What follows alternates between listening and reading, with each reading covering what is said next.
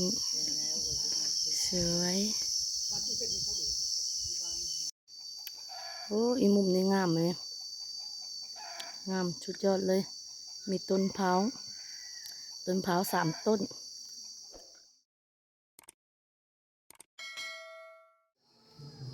สบายดียามเช้าเด้อน้องพ่อน้องตอนนี้เฮากะสิออกตะวัดเฮาหมู่บ้านเพิ่นเนาะพ่อเจ้าเนาะสบายดีเต็มสิเฮาหมู่บ้านตอนนี้ตื่นเช้ามาในหมู่บ้านในวัดโอ้โหในเมืองลับแล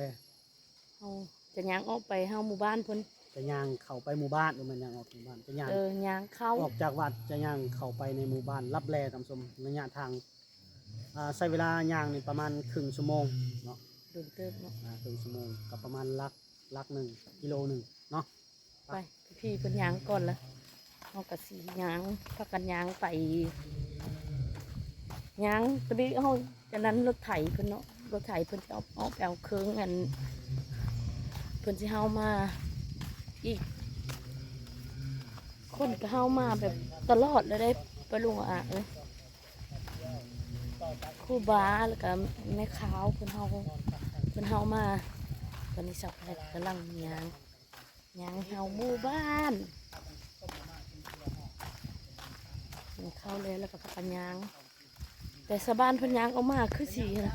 สะบ้านเพิ่นนั่นนี่เฮาย่างไปทำศาสตร์บ้านเพิ่นคักกันนี่เนาะทางไปบ้านเพื่อกันเดี๋ยวช็อปใต้จะปิ้นกล้องหลังให้เบิ้งอันนี้กล้องหน้าเรากำลังย่างไปย่างเข้าหมู่บ้านวัดเพิ่นกาธรรมศาสตร์บ้านเพิ่นงามแถวนี้มีตัวทากกระหลายอะไรก็สิย่างเฮาครั้งแรกเนาะได้ไปเห็นหมู่บ้านเพิ่นเฮาได้มาเฮาต้องมาใบหอดบ้านเพิ่นผู้ใดก็คันได้มาต้องได้เฮาหมู่บ้านคือเขามาเธอไม่ออกเพิ่นมาเพิ่นกับมาเธอกันยางเฮามื้อนี้เพิ่นก็วานเพิ่นกันยางเฮาไปหาหน่อไม้มาแกงหาหน่อไม้หาหยังมาแกงซุ่มกันกินไปสิกินอันกองหลังให้เบิ่งเนาะนี่ทีมงานเฮากันยางแล้วทางหน้า5 คนบ่จอยอยู่หลังกับเสาไทยกำลังย่างไปโอ้มีโลมีหัวทางไปประมาณชั้นก่อนน้ำไม้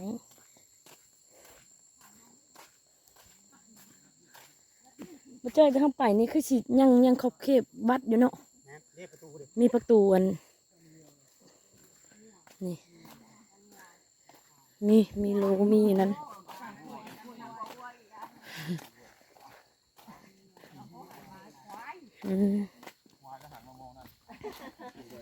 อ๋อเดี๋ยวคนสิวิทย์แล้วบัดนี้เนาะอ๋อขอบใจเพิ่นไขประตูให้เพิ่นพาไป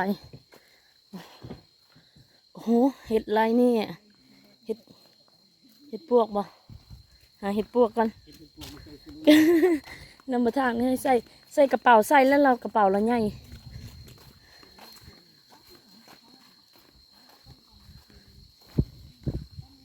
เพื่อกันยางครบทีมเลย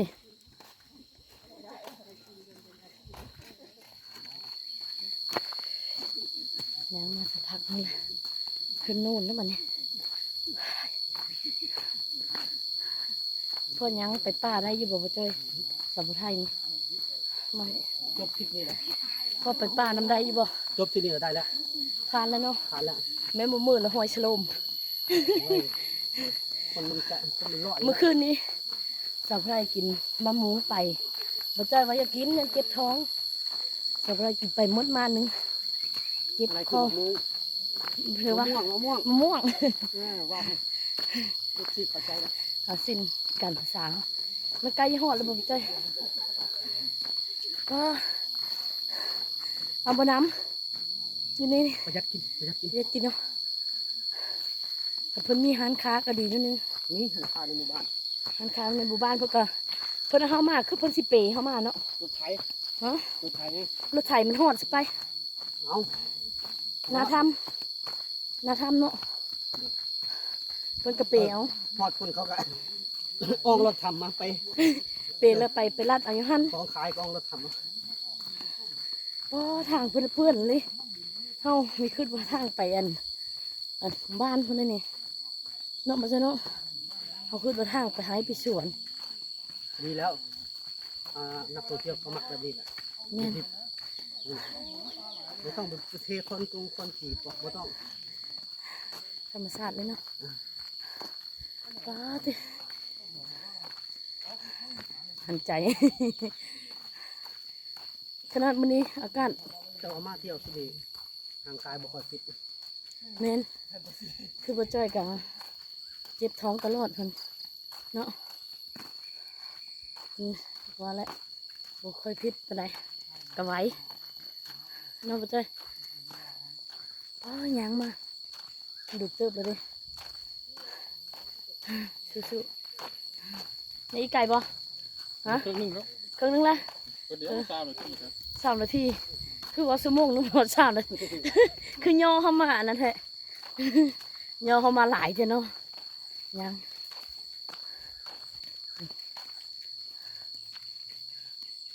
ยังชิวๆทางหาหมู่บ้านเพิ่น บวกควายนี่ บกควาย เขาจะไปเลี้ยงควายก็เลยนอนแถวนี้ก่อนจะค่อยไปหากินหญ้า ปูปอติหรือซื้อเลยเนาะ เราที่ยังรองเท้าเดินป่านะรองเท้าผมนี่มันบ่แม่นเลย มันก็อยู่ที่รองเท้าของมันอยู่ที่คนครับ แม่นใกล้สิฮอดบ้านแล้วบ่นี่เนาะใกล้สิฮอดหมู่บ้านเพิ่นแล้วบ่นี่ปอติไปทางใดนี่เป็นเชิงเหมาะโอ้เดี๋ยวนี่ชาวบ้านเพิ่นมาแต่ไสไปให้โอ้เพิ่นมาแต่ให้เห็นนั่นใกล้สิฮอดคือสิเป็นใกล้สิฮอดหมู่บ้านเพิ่นเลยเห็นชาวบ้านเพิ่นออกมาแต่ให้ จะอยู่ในบ้านนี่บ่ล่ะ นั่น เกือบโดนคุกเกือบน้องเรา เดี๋ยวนะเมื่อกี้เรามาข้างหลังมี4 คน โอ้เพิ่นออกมาแต่ให้เพิ่นนี่เนี่ยเพิ่นไปให้เพิ่นไปสวน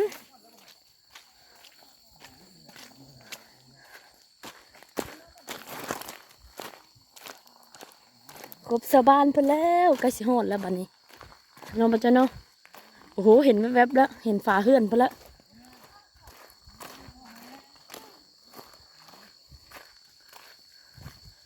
ใกล้สิฮอดแล้วนี่ฮอดแล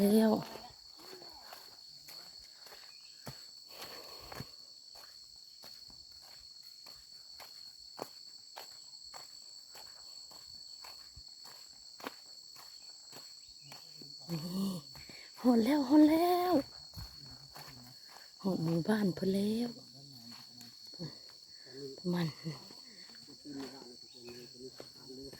นี่ผ่านสะพานนี้ไปดูหลบข้างหมู่บ้านเพิ่นนี่ป่าหน่อไม้ป่าหน่อไม้ไผ่หนอนนางดินพี่หอดแล้วโอ้สุ่มซื้อบ้านรับแร่เลยเด้ทางเข้ามาก็คือเห็นในคลิปสับไทยฮะละหอดแล้ว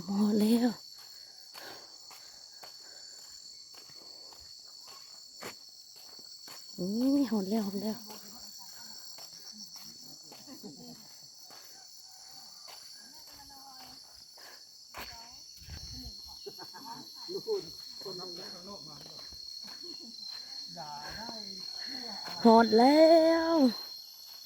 นี่ เอาย่างมาประมาณ หมู่บ้านเพิ่นนี้ต้นมักงิ้วต้นอย่างมีหมดเลย ลำรถถนน หอดแล้วบัดนี้จอยดีใจเนาะได้มาเห็นแล้ว บ้านคือบ่มีไฟฟ้าหมู่บ้านรับแรงตัวจริง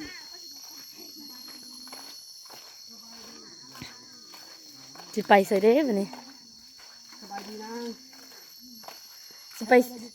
ไสบัดนี้ ที่ไปใส่ละ โอ้ได้เฮ็ดปวก โอ้เพิ่นเห็น โอ้อันนั้นเพิ่นมาเอานะ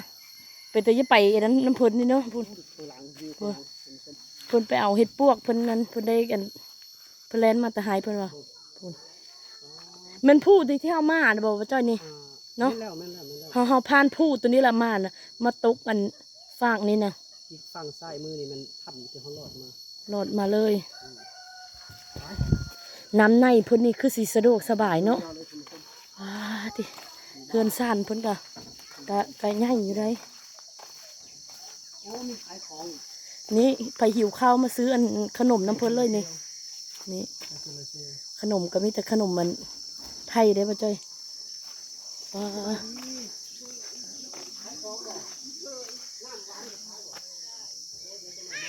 เพื่อนซ่านเพิ่น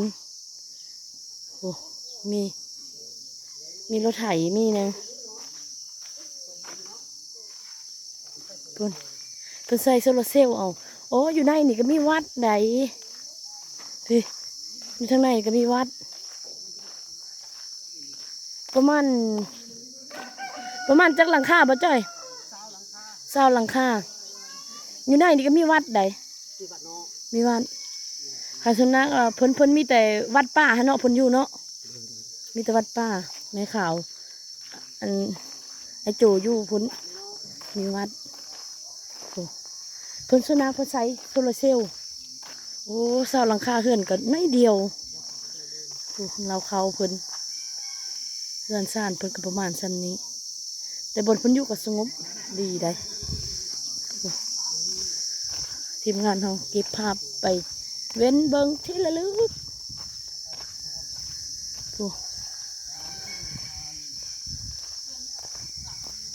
โอ้อันนี้คือสิโซลาร์เซลล์ล่มเนาะโซลาร์เซลล์ล่มตัวนี้เพิ่นกระปะอย่างนี้เรือนซ่านเพิ่นโอ้สาวไทยครั้งแรกได้มาเห็นดีใจบ้านลับแลโหเป็นน้ำสร้างบ่น่ะน้ำสร้างขุด อันนั้นที่สุดจะขึ้นแล้ว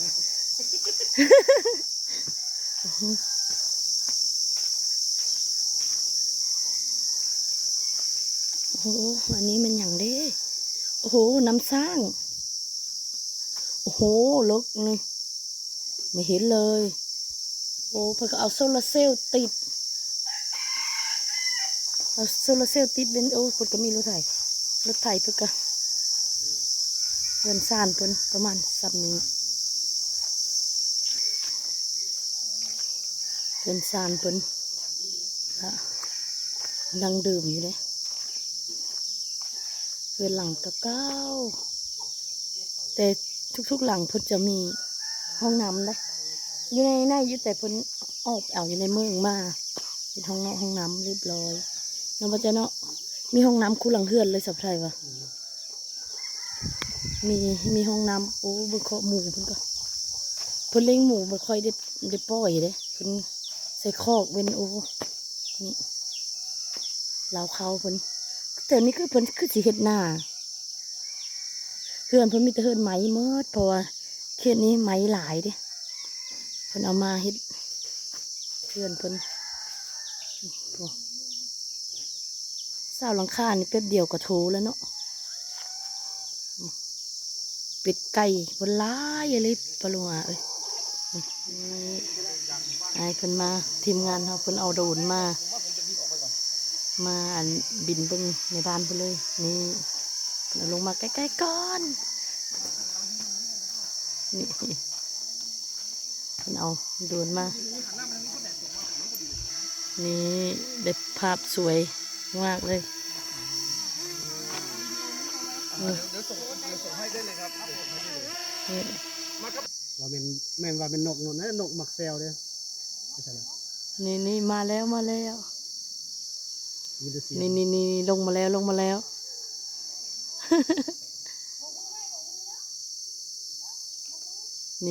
ล้ว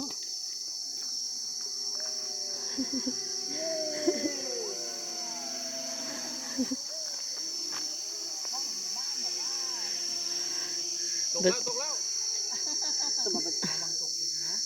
ปัจจัยแหงอยากได้แล้วเนาะเห็นนี่เนาะแหงแบบคือสิใจโคตรใจหอยแล้วจะได้เนาะ กระปุกแล้วมา ทุบกระปุกมาหาทีมงานเลยทีมงานเขาก็สะเลาะหมู่บ้านเพิ่นก่อน พิ่นบ่ได้อยู่บ้านเพิ่นไปส่งให้เพิ่นไปปลูกข้าวไห้ปลูกข้าวไห้ข้าวหน้าโอ้ทางหมู่บ้านเพิ่นเฮือนซานเพิ่นกะมีแต่หลังใหญ่อยู่เด้10 หลังคา20 หลังคาเฮือนโอ้เฮือนเพิ่นมีต้นงิ้วนี่เราเข้า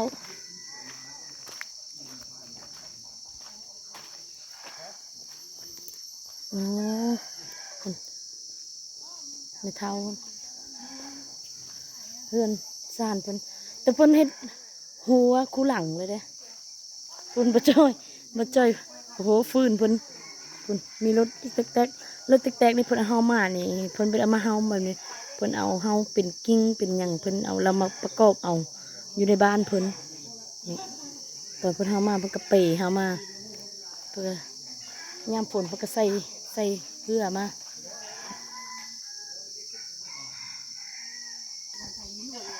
พุ่นส่วนทางนี้เปื้อนเลยควายเพิ่นหลาย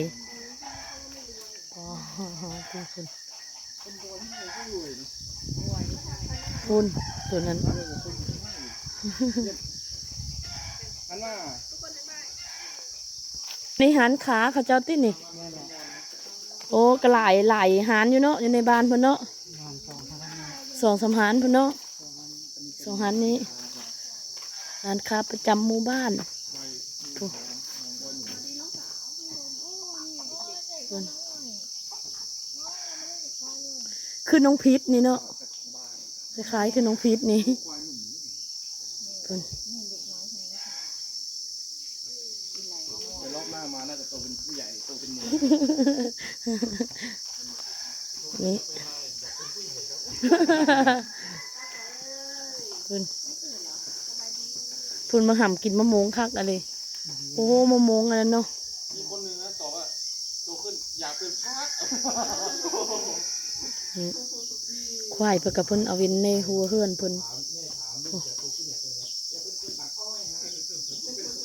เพิ่นเฮือนซ่านเพิ่นกันเนาะประมาณซ้ำนี้ด้านนั้นนะเล็งควายเพิ่นอยู่โอ้โอ้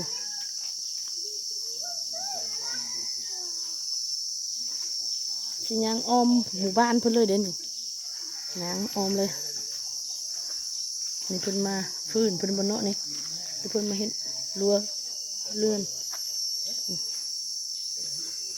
นี่นอนในสวนผักเพิ่นอันนี้น้ำสร้างเพิ่นบนหรือห้องน้ำเป็นคุมโอ้คุมระเบิดมันนี่หมู่บ้านเพิ่น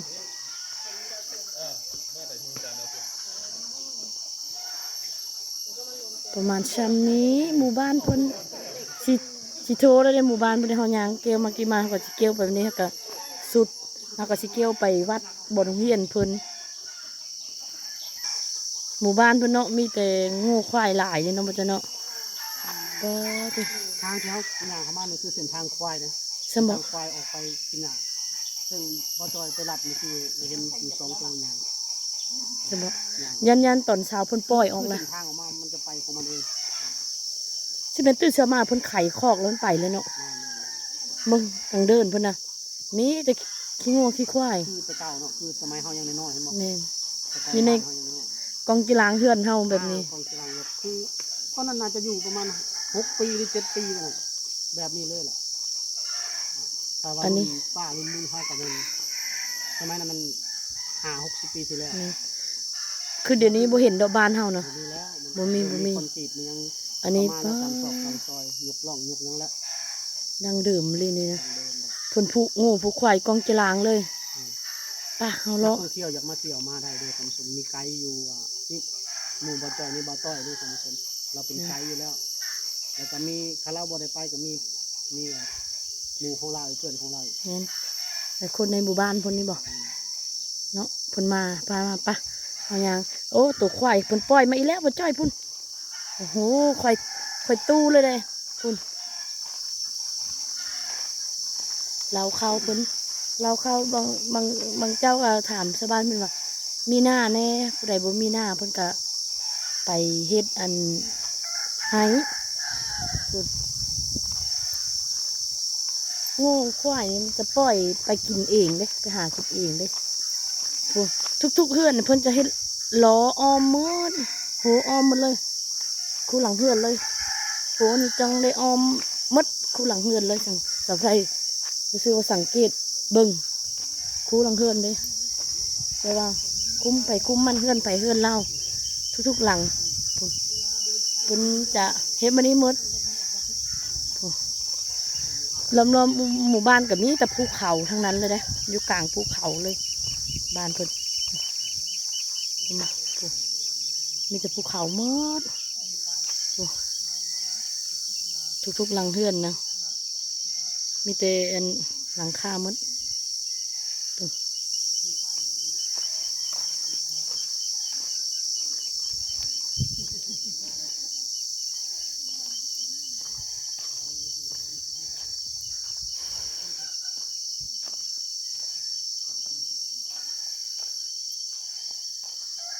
เพิ่นปลูกผักเนาะเพิ่นปลูกผักน่ะงามๆพูดเบิ่งเพิ่นฝุ่นคอก ปุ๊โป้นั่นอันนี้สวย เพิ่นเอาป้ายมาใส่ดิ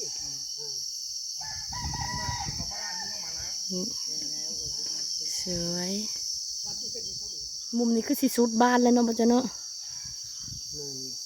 สุดหมู่บ้านเลยสุดในหลังตัวนี้แหละ หลังตัวนี้เพิ่นย้ายเข้ามาแต่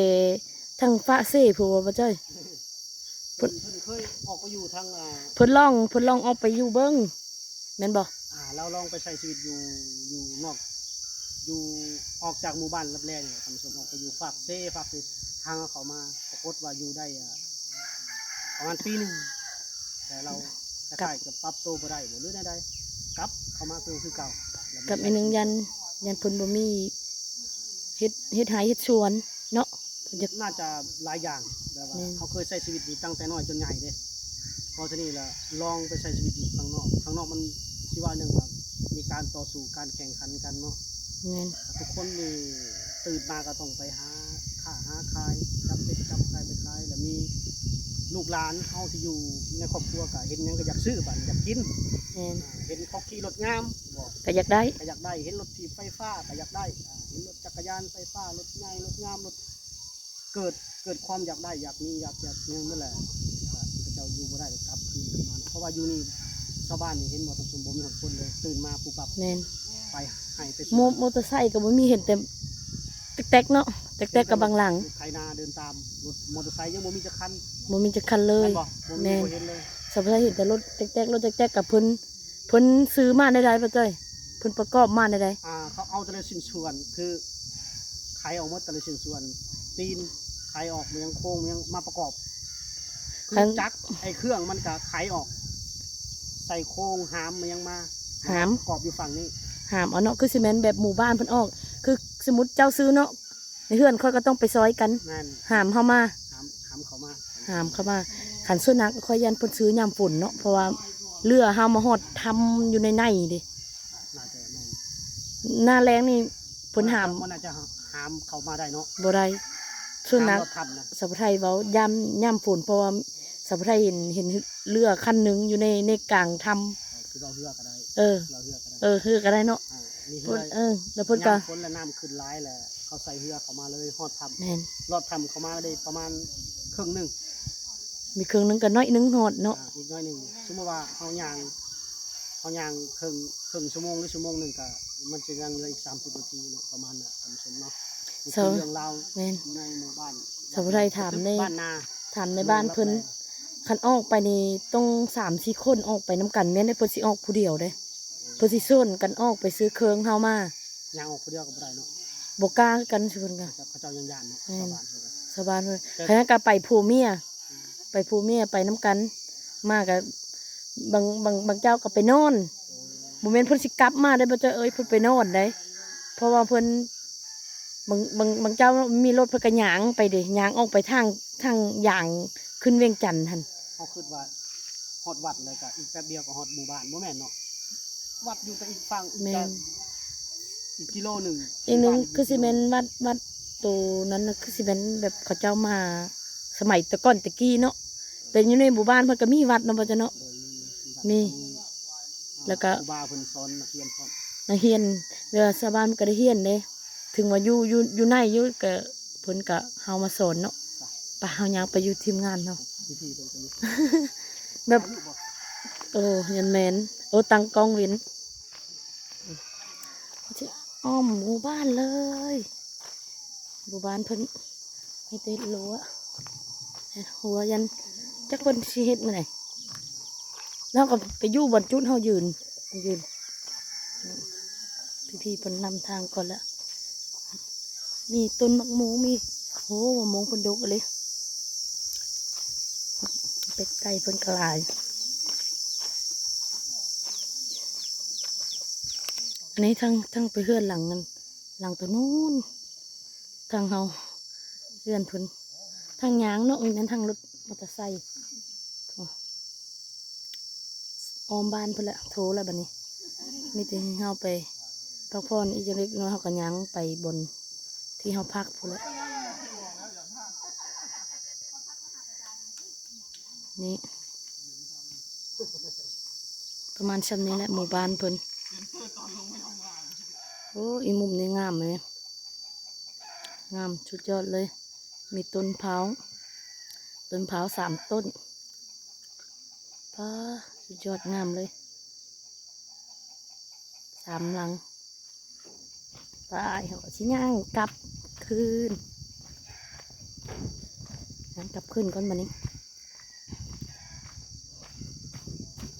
นี่คือโรงเรียนเพิ่นเด้อโรงเรียน นี่ทีมงานเราก็สิกลับออกไปบนแคมป์บนวัดป่าเลยบัดนี้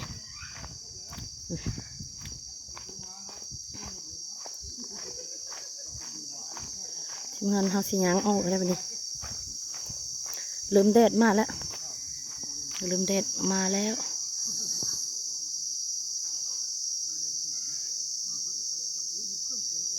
นี่ทีมงานเรากลับแล้วสิกลับออกไปพร้อมกันเลยมื้อนี้เอาออกไปหมู่บ้านไปเลยนี่ท่านผู้ชมเอาสิย่างไปเข็มเนาะบ่ใจเดินทางออกแล้วนี่เนาะ โดย ออกจากหมู่บ้านเพิ่นมื้อนี้ ออกจากหมู่บ้านเลยเด้อท่านผู้ชมเนาะเป็นอะไรกันเนาะได้ครับชมคลิปเลาะชมหมู่บ้านรับแลกระตึบบ้านนาหวังว่าจะประทับใจเนาะท่านผู้ชมอยากมาเที่ยวมาชมติดต่อเข้ามาได้เดี๋ยวเฮาจะแนะนำทีมงานที่พาเข้ามาแต่บ่แม่นชุมเฮาเองเนาะ แม่น เพราะว่า ทีมงานเฮาเอง คนในหมู่บ้าน แม่น เฮาก็สิกลับแล้วอีพีนี้เฮาก็สิขอจบเว้นเลยเนาะเนาะบ่ใจเนาะพอกันอีพีหน้าเด้ออีพีนี้ก็สบายดีเด้อ